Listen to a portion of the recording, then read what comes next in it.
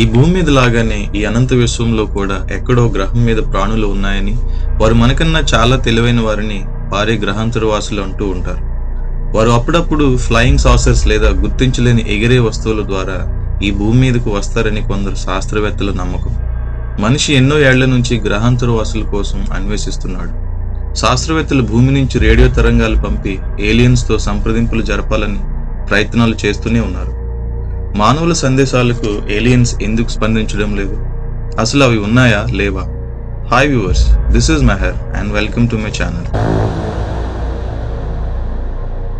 ప్రముఖ భౌతిక శాస్త్రవేత్త ఎన్రికో ఫెర్మి ఈ విశ్వంలోని వివిధ గ్రహాలపై మనిషిలాంటి ఎన్నో తెలివైన జీవులు ఉండవచ్చని భావించాడు. ప్రముఖ శాస్త్రవేత్త స్టీఫెన్ హాకింగ్ మాట్లాడుతూ, గ్రహాంతర వాసులు ఖచ్చితంగా ఉన్నారు, అయితే మనం వారితో ఎలాంటి సంబంధాలు నెలకొల్పుకునే ప్రయత్నం చేయనేకూడదు. విశ్వాంతరాళాల్లో ఎక్కడో ఖచ్చితంగా ఈ జీవులు మనుగడ సాగిస్తున్నాయి. అందరూ అనుకుంటున్నట్లు కేవలం ఇతర గ్రహాలపై మాత్రమే కాదు, నక్షత్రాల సరసన లేదంటే గ్రహాల మధ్యన ఉండే ప్రదేశంలో తేలుతూ కూడా ఉండే అవకాశం లేకపోలేదు. డీప్ స్పేస్లో కనీసం 100 బిలియన్ల గెలాక్సీలు ఉన్నాయి. వాటిలో కోట్లాది నక్షత్ర సమూహాలు ఉన్నాయి. ఇంత సువిశాల విశ్వంలో కేవలం ఒక్క భూమి మీద మాత్రమే ప్రాణికోటి మనుగడ సాగిస్తున్నదనే తుది నిర్ణయానికి రాలేం కదా. ఇన్ని గెలాక్సీలు, గ్రహాలు, నక్షత్ర సమూహాలు ఉన్నప్పుడు వాటిలో గ్రహాంతర వాసులు మనుగడ సాగిస్తున్నాయి అనుకోవడం ఖచ్చితంగా సహేతుకమే అవుతుంది అని స్టీఫెన్ హాకింగ్ అభిప్రాయపడ్డారు. గ్రహాంతర వాసులు ఖచ్చితంగా ఉన్నారో లేదో చెప్పడానికి నేటి విజ్ఞాన శాస్త్రం వద్ద ఖచ్చితమైన ఆధారాలు లేవు.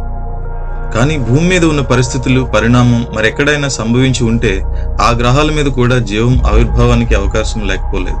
ఆ జీవులు క్రమేణా పరిణామం చెంది ఉన్నత స్థాయి జీవులుగా మారే అవకాశం కూడా ఉంటుంది. మన సౌరమండలంలో మరెక్కడా జీవం ఉన్న ఆనవాళ్లు లేవు.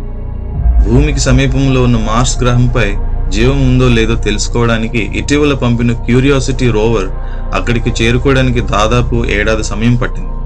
సుమారు 20 కోట్ల కిలోమీటర్ల దూరంలో ఉన్న మార్స్ గ్రహం మీదకు వెళ్లడానికే ఇంతకాలం పడితే, ఎన్నో కాంతి సంవత్సరాల దూరంలో ఎక్కడెక్కడో ఉండే సౌరమండలాల్లోని గ్రహాల మీది పరిస్థితులు ఎలాంటివో తెలుసుకోవడానికి ఎన్నో వందల ఏళ్లు పడుతుంది కదా. ఆయా గ్రహాల మీద గ్రహాంతర వాసులు ఎవరైనా ఉన్నా వాళ్ళు భూమి దగ్గరికి రావడానికి కూడా అంతే కాలం పడుతుంది. కాబట్టి గ్రహాంతర వాసులు ఎక్కడో అక్కడ ఉన్నా ఇప్పట్లో వారిని మనం చూడటం దాదాపు అసంభవం అనే చెప్పాలి. 1977వ సంవత్సరంలో తొలిసారి వోయేజర్ ఉపగ్రహం ద్వారా గ్రహాంతర వాసులను ఉద్దేశించి మనిషి ఒక సందేశం పంపాడు. బంగారు రేఖలపై మనిషి రూపురేఖలను, భూమి స్థానాన్ని సూచించే గుర్తులు, కొన్ని శబ్దాలను పొందుపరిచి పంపిన ఈ సందేశంపై ఇప్పటి వరకు ఎటువంటి జవాబు రాలేదు. ఈ సందేశాన్ని నాసా పంపించింది. దీనిని వోయేజర్ గోల్డెన్ రికార్డ్ అని పిలుస్తారు. అలాగే search for extra terrestrial life SETI అనే ఒక స్పేస్ ఆర్గనైజేషన్ భూమి మీద ఉన్న అత్యంత భారీ రేడియో టెలిస్కోప్ల సాయంతో సుదూర గ్రహాలకు సంకేతాలు పంపుతూనే ఉంది. గ్రహాంతర వాసులు ఎవరైనా ఉంటే ఈ సంకేతాలు అందుకుని స్పందించకపోతారా అన్న ఆశతో జరుగుతున్న ఈ ప్రయత్నం ఇప్పటి వరకు ఎలాంటి ఫలితాలు ఇవ్వలేదు. ఎట్టకేలకు 1977 ఆగస్టు 15న అందిన ఒక్క సందేశం మాత్రం గ్రహాంతర వాసులపై మనకున్న ఆసక్తిని పెంచేలా చేసింది. ఒహాయో స్టేట్ యూనివర్సిటీ టెలిస్కోప్ ద్వారా అందిన ఈ సిగ్నల్నే ది వావ్ సిగ్నల్ అని అంటారు. యునైటెడ్ స్టేట్స్లోని ఒహియో స్టేట్ యూనివర్సిటీ యొక్క బిగ్ ఇయర్ రేడియో టెలిస్కోప్ ద్వారా కనుగొనబడిన ఒక బలమైన నారో బ్యాండ్ రేడియో సిగ్నల్ తర్వాత గ్రహాంతర మేధస్సు అన్వేషణ కొరకు సహాయపడింది.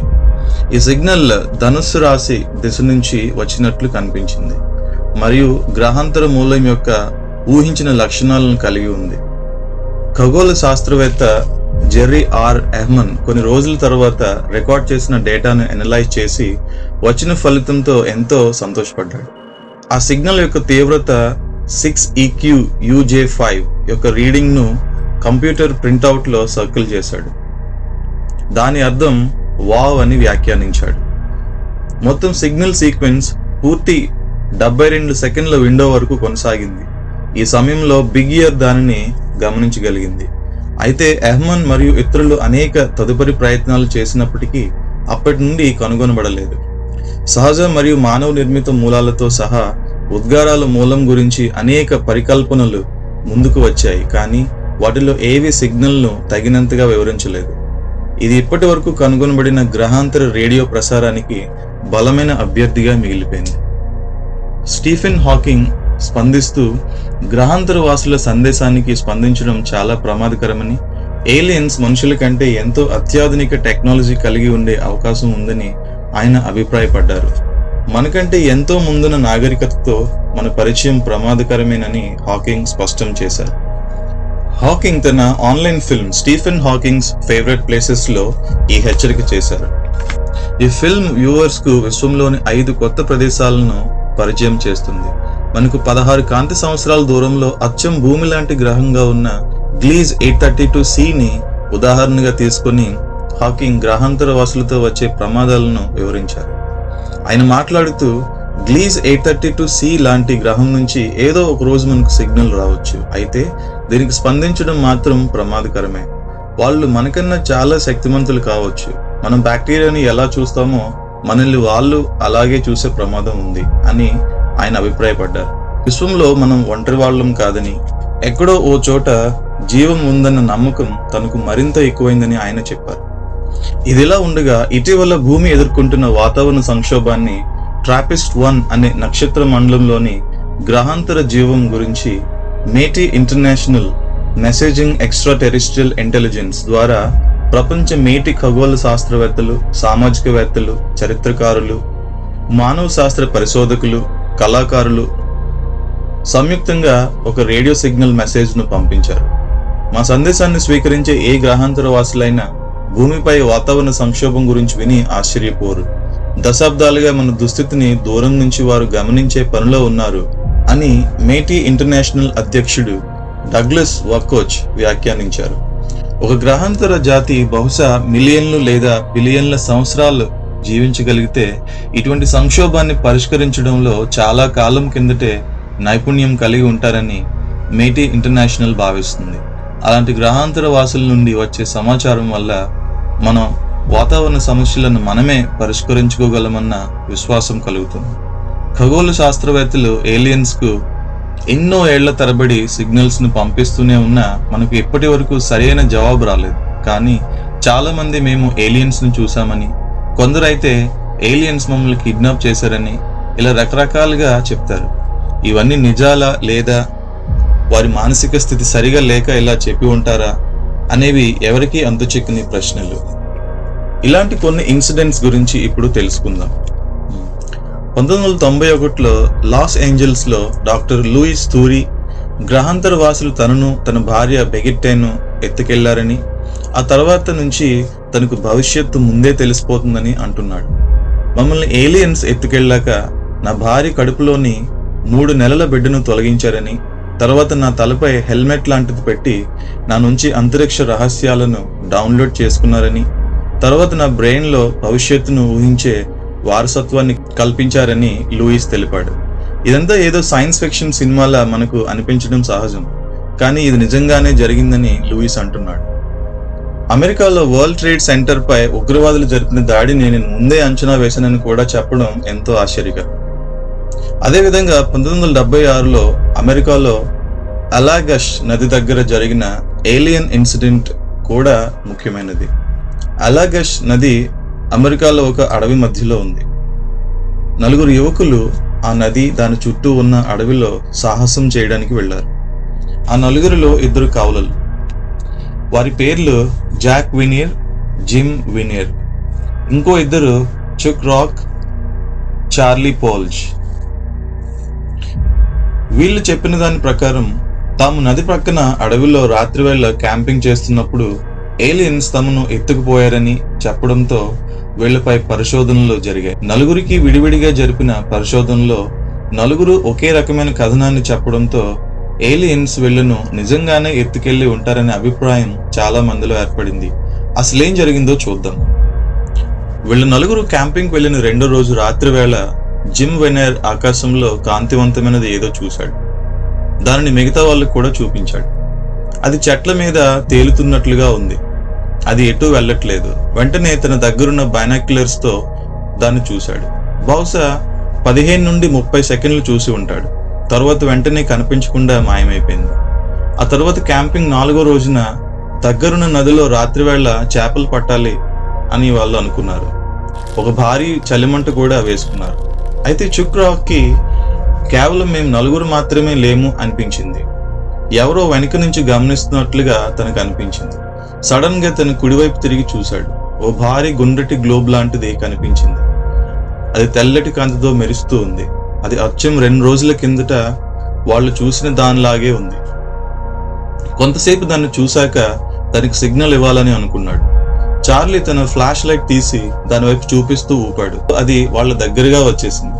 ఆ గ్లోబ్ లాంటిది వారి పైకి వచ్చాక వాళ్ళకి ఏదో అయినట్టు అనిపించింది. కట్ చేస్తే వాళ్ళంతా నది పక్కన ఉన్నారు. ఆ గ్లోబ్ వారిపైన ఉంది. ఏదో జరిగిందని అనుకున్న జిమ్ వెనర్ ఓ రాయి తీసి ఆ గ్లోబ్ పైకి విసిరాడు. అంతే, సడన్ గా అది వారి నుంచి దూరంగా వెళ్ళిపోయింది. కొన్ని సెకండ్లలోనే చూస్తుండగానే అది చిన్న నక్షత్రంలా మారిపోయింది. అదేంటో అర్థం కాక వాళ్ళు తిరిగి క్యాంపింగ్ సైట్కి వెళ్ళిపోయారు. తాము 20 నిమిషాలు మాత్రమే బయటికి వెళ్ళామని అనుకున్నారు.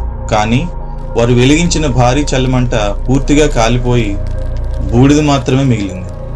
కొన్ని గంటల పాటు కాలాల్సిన చలిమంట 20 నిమిషాల్లోనే అంతా ఎలా బూడిదైపోయిందో వాళ్లకు అర్థం కాలేదు. ఆ రాత్రికి వాళ్ళు అక్కడే నిద్రపోయి మర్నాడు మరో చోట క్యాంపింగ్ వేసుకొని అక్కడ మరో 10 రోజులు ఉన్నారు.